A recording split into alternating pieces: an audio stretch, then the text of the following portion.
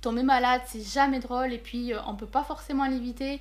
Avoir mal à la tête ou avoir les migraines, c'est pareil, c'est jamais drôle. Par contre, je vais vous donner quelques petites astuces pour pouvoir les éviter. C'est parti! Coucou tout le monde, j'espère que vous allez bien. Aujourd'hui on se retrouve dans une nouvelle vidéo. Je suis très contente de pouvoir vous retrouver une fois de plus. Dans cette vidéo, on va parler maux de tête, migraine. Alors, je suis de nature migraineuse, c'est-à-dire que quand j'ai mal à la tête, c'est pas juste un simple mal de tête et puis c'est tout, j'ai mal à la tête et puis j'ai plein d'autres symptômes qui vont suivre. Mais dans cette vidéo, je vais pas vous expliquer mes petits bobos, mais justement pour pouvoir y parer. Et c'est pareil que les maux de tête. Les maux de tête, certains, ils sont très très violents. Depuis quelques mois, j'ai trouvé quelques petites astuces que je m'habitue à faire tous les jours. Et franchement, ça porte ses fruits. Ça fait maintenant plusieurs semaines que je n'ai pas eu de migraine ni de maux de tête.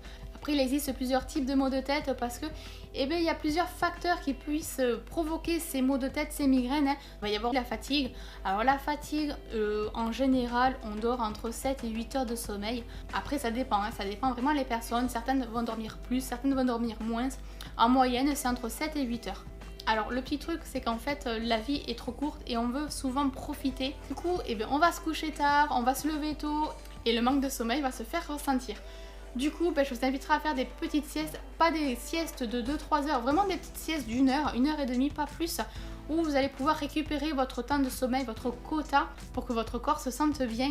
Il vaut mieux limiter la fatigue. Pour ma part, c'est le facteur numéro 1 des maux de tête. La fatigue, franchement, ça prend, si je vais sortir un camembert, la fatigue devrait prendre au moins 75% de la cause de la migraine. Le stress. Alors quand vous êtes trop stressé, que ça soit au boulot, que ça soit pour vos études, que ça soit un conflit de famille, un conflit entre amis, il y a plein de petits trucs comme ça qui peuvent vous rendre frustré et du coup vous allez faire qu'y penser. Et le mieux, c'est de pouvoir en discuter, en parler, histoire de sortir cette énergie négative. Alors c'est vrai que dit comme ça fait un petit peu effet sorcier, hein, mais il faut vraiment faire sortir cette énergie négative. Faut pas la garder en soi, puisque du coup ça va vous ronger à l'intérieur, vous allez faire qu'y penser et tout, et ça va accentuer le malaise en vous. Donc essayez peut-être de profiter un peu plus de vous pour oublier ce stress, hein, que ça soit... lire un livre, regarder la télé, surfer sur le net, faire les boutiques sans forcément acheter, mais pouvoir sortir un petit peu de votre routine.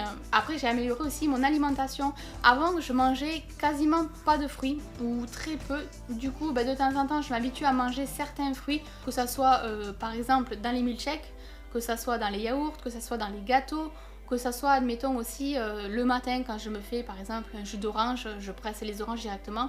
Voilà, comme ça me fait ma portion de fruits. C'est des petits détails comme ça que je ne faisais pas du tout avant. Les portions de fruits, j'en mangeais très très peu. Ça fait du bien pour le corps. Donc, je sélectionne mes fruits, bien entendu. Je ne vais pas non plus me forcer à manger un fruit que je n'aime pas. Et aussi, j'ai mes menus où je vais pouvoir varier un petit peu, avoir une alimentation équilibrée. Par contre, j'ai remarqué une chose, quand on commence à avoir mal à la tête ou une migraine, il vaut mieux éviter de manger tout ce qui est agrumes. J'ai testé une fois de manger un yaourt au citron et c'était pire. En tout cas, le citron, je ne l'ai pas du tout supporté. Au contraire, ça a accentué mon malaise.